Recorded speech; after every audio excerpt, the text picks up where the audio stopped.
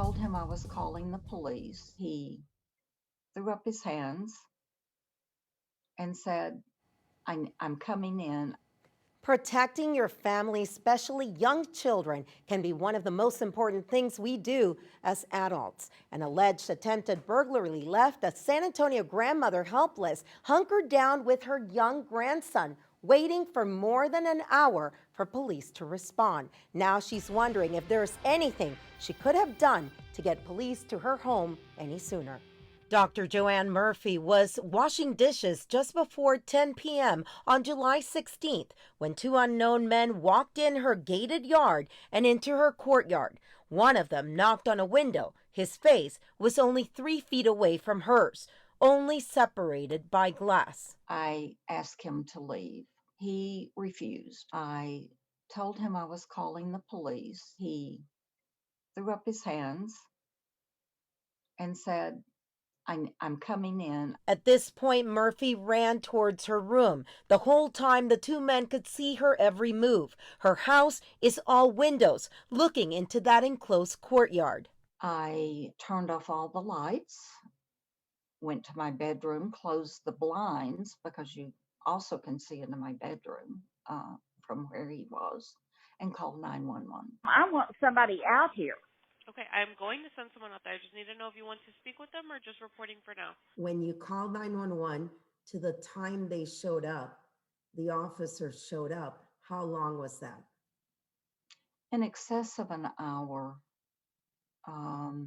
maybe an hour and 15 minutes. I can't tell you specifically, but over an hour. What did you do for that long? How worried were you? Because you were with your grandson.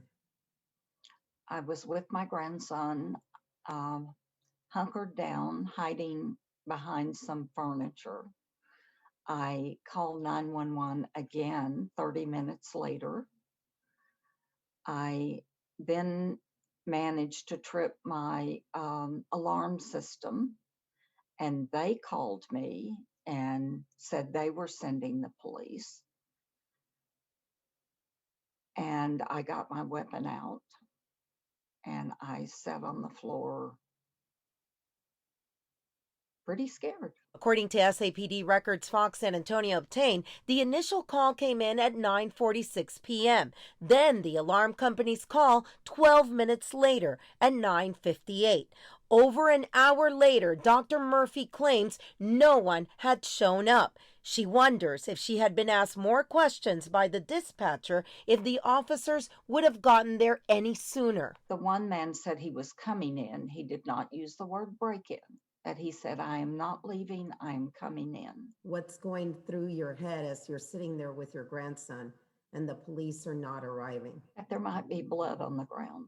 The men finally left and officers showed up. Murphy complained to police and her councilman's office, Manny Pelais, who sent this email. The safe officer noted that, unfortunately, the call did come in during shift change, which is partly to blame for the slow response time. We obtained the crime stats for June and July for burglary of habitation for the city.